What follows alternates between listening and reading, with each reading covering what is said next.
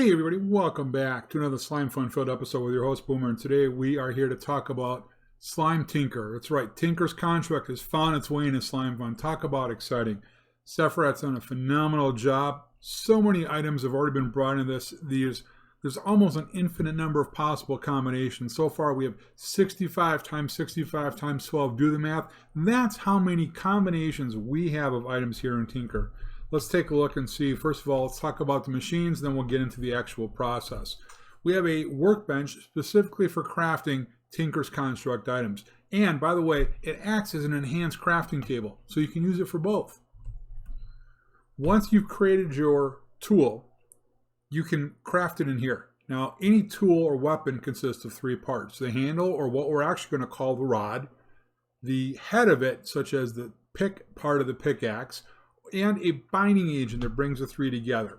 So we have rod, the binder, and the head, which go in these three slots. You'll see a preview here. Click it to make the actual tool. Just like vanilla items, your tools lose durability, but unlike vanilla, they don't break when the durability gets down below 1 because it stops at 1. You put your tool in here with a repair kit, and depending on which kit you have and which augments you have on your tool or modifications, you may be able to even get away with just one repair kit. The Modification Station, this allows us to apply modifiers to the tool such as unbreaking, fortune, and we'll talk more about those in a little bit. And finally, you can actually swap pieces in and out of your tool. Let's say you're out mining for experience points, right? And you want to switch to fortune. You can change the head of the pick to go from experience to fortune collecting just by putting it in this station. And finally, this is our controlling station. This is the smelter. The very first slot is an input slot for fuel as well as materials. This runs off of lava buckets. So let's give ourselves a bucket of lava. Each bucket of lava yields, not the Slime Fun guide, each bucket of lava yields 250 units. Every nugget of material that you melt counts as 1 unit. So if I were to take an iron ingot and break it down into nuggets, every nugget I smelt in here costs 1 unit of lava. They are stored in a metals tank. The metals tank can hold 1,000 units of melted material. There's no limit to the number of items you can have, but there's currently a limit of 1,000 units. When I want to use some of this melted liquid to cast or create a die, I need to put in a cast or a die. So let's look at, first of all the different casts that we have available. There's a number of different casts that we're going to use. So we start by using a die. A die is what allows us to pour liquid into and create a cast. So we have the head of the stone shovel, we have the head of the pick, we have the head of the axe, the hoe, the sword, and the rod. So those 6 dies allow us to create the casts, including the repair kit. So there's really 7. We can also take the liquid that's left over and cast it into nuggets, to ingots, or if it has a block variant available, into blocks as well. So to make a cast for a nugget, we take an iron nugget, 2 gold ingots, and that creates that. Other ones we create, for example, in this case, 2 cobblestone in a workbench gives us a stone hoe head. And you'll notice, see where it goes? If this were sticks, I'd create a stone hoe. Same thing in the workbench. If I were going to make a sword, I'd put the stick here, same thing. So we create the die in the workbench, and then we bring the die into here, pour the appropriate liquid in to get our cast, such as what allows us to cast the rod or the pickaxe head. So if I were going to cast a copper pickaxe head, I can click on this to bring up the one I want. I now have the pickaxe cast up, I have copper on top. If I click pour contents, it will pour 27 units or 3 copper ingots worth into here. It chills out, and now I have a copper pickaxe head. If I want to pull out the iron back into an ingot, I can put the ingot cast in there. If I want to leave it in there or I want to pull them out as nuggets, I can put the nugget cast in there. If I want to get rid of that particular top metal, let's say I don't have a use for the iron units at all, and I don't want to bring it back out as an ingot because it's not worth my time. I purge that one, and it removes the iron. If I click on this, it empties your tank, so be very careful. So additionally, we have casts again to create the shovel head, which is made from the die. All of these are made from the die. These orange ones all come from the die. The yellow ones all come, with the exception of the repair kit, come from actually melting the metals and creating the cast for it. The gem is for non-metallic liquids. Additionally, we have all sorts of different materials in here you can look at, but these are the ones that we use to craft the smeltery. We have different molten metals, which you're already familiar with, right? Reinforced alloy, cobalt, mag steel, titanium. You're already used to those. Same thing with the alloy metals, magthor, mixed metal, osmium, right? We have all those in there. We have our cast, which we've already gone through. The part building guide, so it tells you we have the different parts of the tool and the repair kit. And you can click on these and go into a little bit more depth if you want to get. And it'll tell you to make this.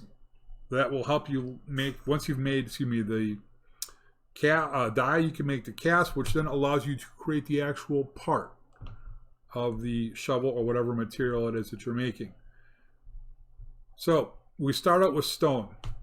Then you go gold, iron, diamond, and netherite as the tools level up. Once they hit a certain level, they're going to upgrade the material. So to make a pickaxe, for example, you need a rod, a binding material, and a head, as we talked about just a minute ago. There are traits to these tools that can be added. So for example, if I want the durability trait, ignores being broken but damage 50% mining will be slower, 0 XP. If I want to put this trait on, this goes onto the head of the tool, okay? And you would use a duralumin ingot. And that would make the tool durable. This particular trait can only go on the head. Duralumin has another trait. If it goes on the rod, it gives a different trait. They're not interchangeable. You can't take the trait of the head and put it on a rod. It doesn't work that way. With the exception of singularities, every material has two different traits. One for the head, one for the rod. They can only be applied to the head or the rod. You can't take the, for example here, too hot, here, flaming hot. Okay, a Corinthian bronze ingot, that can only be applied to the head to get this trait. Let's take a quick look. We're going to switch over to the actual wiki here and look at these. So for example, let's talk here gold. Okay, all that glitters is a gold ingot and it goes on the rod. It makes you glow. Pretty cool. Let's find out what the gold material does if it's on the other part of the tool. So if it's on the head, it gives invisibility on the weapon, 100% damage subtraction. All right, so we can get gold, can give you invisibility if it's on the head. If it's on the rod, it makes you glow. So you need to find out what trait do you want. So for example, if I want to add, let's see here, fast, +1 haste, billin on the head. So if I make a pickaxe, the head's made out of billin, I get a level of haste increased. And then let's say if I want on my rod to make that mine in a 3x3 area, I put hardened steel as my rod. So now I can mine in a 3x3 and I can get haste on it. Pretty good combination if you want to clear a lot of area relatively quick. Now, as far as the binding material, string is the first one. That's the given one. That one you put in an X shaped in the Tinker's Tinker's workbench, and that will give you the binding agent. You're going to see these question marks. This is the binding material. There are 12 question marks.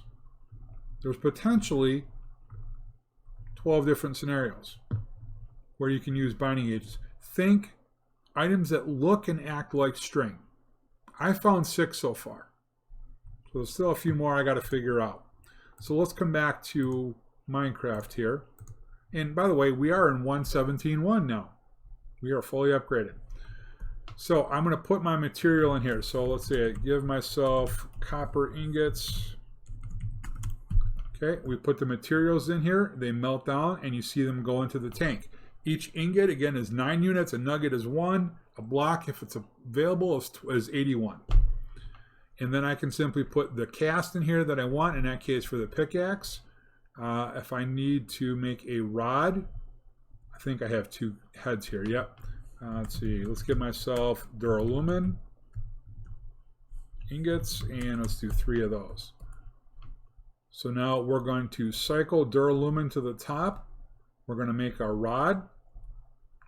And now we're going to make our binding agent. So we're going to use string. Now we have our binding agent. So let's make our pickaxe. We're going to put the rod here, the binding agent here, the head here. Here's our preview. Look at that. So it's giving us brains not brawn, works, and easy fix.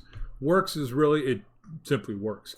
Easy fix allows us to repair the tool with 1 repair kit. Without that, it might take multiple repair kits, especially as the level gets bigger and has greater durability. It's going to take you even more. And brains not brawn. Brains not brawn, real simple, is the double tool XP is doubled where damage is halved. So that's a nice tool to have to start with. So let's make this. This is our initial tool. You can see it takes 100 points to go up a level. For every block I mine, it's going to go up 2 points. And like I mentioned, durability, as I start to mine, you can see durability going down. All right, so for every item I mine, I get 2. Durability goes down 1. This is one where I've already upgraded. It's already up to level 2. Every time you increase the level, the number of items you need to level up goes up by 30%. So to start with, its level 0 is 100. Level 1 is 130. Level 2 is 169, and so forth. So every level is another 30% keeps getting added on. So it's not like you can get to level 100, in 15 minutes. As you level up, you can add modifiers. So let's talk about these modifiers. You have 6 different modifiers. Redstone gives haste. All right, lapis gives fortune. And by the way, these all stack. So you can essentially get the same as fortune or looting. 30 is potentially possible. Quartz adds sharpness or other damage enchants, 20% per level. The diamond has the ability to reflect damage back to the attacker. Emerald adds XP for tools and weapons. And finally, the reinforced plate. This is not the Slimefun reinforced plate. This is a Tinker's reinforced plate. It adds unbreaking up to level 10 to where your tool is totally unbreakable. So on this one so far, I have the unbreakable at level 1, and I have the haste at level 1. So this one has a little bit better speed for breaking. Now it's still a stone tool, but it's breaking at a pretty good rate. And I have unbreaking 1. So my durability goes down a little bit slower here. Ultimately, I want that unbreaking 10. So to add that one, you actually have to craft that. Going back into the mods, you'll see, whoops, where I got to go back to the material, sorry. All right, so if I want to make the reinforced plate, it's 8 reinforced alloy blocks surrounding obsidian. You simply cast it. You get that block and you cast it. So I need reinforced alloy. I need 81 levels of, levels of reinforced alloy to make that block. 81 units, excuse me. Once I've got my tool going, that's real simple. We're going to continue to increase this until it gets there. So now if I want to swap this out, if I wanted to put a different enchant, I would simply put the new one in here and swap out the part. And so if I wanted to remove the easy fix and put unbreaking, or I want to remove the brains not brawn and put fortunate, where I can double my fortune, boom. You can swap those out at any given time to make your life so easy. Like I said, just to figure out the sheer number of potential combinations in here. Someone's going to ask, well, what's the best pick, or what's the best sword, or what's the best axe? There are 54,925 combinations as of this moment 54,925 possible combinations. Yeah. Just think about it. That's how many different pickaxes, tools, swords you can make. That's crazy. And there's potentially more coming. All of that to make whatever tool you want. This is incredible. You've done such a great job. Now, with 54,925 possible combinations, there could be a hiccup or two along the way. So if you encounter something, let him know so we can fix it. And let him know what you want to see. He's done a great job revising this. I really love this. The grind through this is not quick. This isn't something that you can make OP overnight. It's going to take a lot of work and effort. Now, yes, could you sit at a cobblestone generator, hold right click down and walk away? Yeah, surely you could, but your pick's going to break at some point. So you can't just sit there and get thousands of levels by holding down right click and walk away. Guys, I want to thank you for watching. I really appreciate it. And I'd really give me some feedback on this, on the series, on the channel, things you'd like to see, things you want me to feature. We're getting really close to knowing about the add-on jam. I can't wait to feature those plugins as well. Some great, great new add-ons. Don't forget to subscribe. And as always, when you're playing, tinkering in Slimefun, don't forget, you got to go boomer or you got to go home. We'll see you later.